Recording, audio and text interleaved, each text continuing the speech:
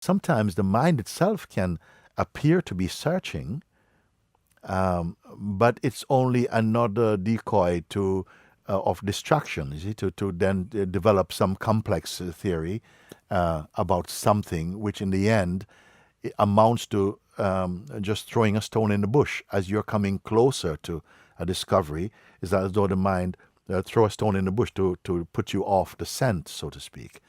And I do see when that happens with people, when we come to some elaborate explanations about the mind and the world and so on. I say, you're not going to reach there like that, because I sense in that often a kind of an avoidance parading as a genuine sort of like search for the truth.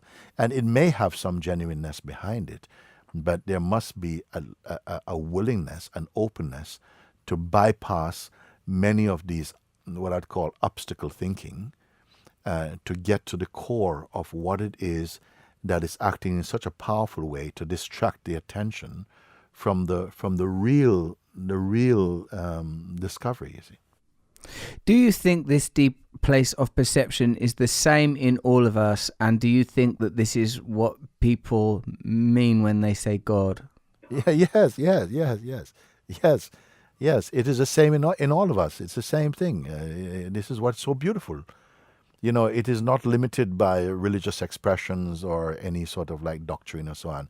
That's more on the surface, I would say. In a deeper, and yet at the same time, I would say closer than intimacy, is that which simply is in ourself, rather than that which is continuously trying to become or to reach something.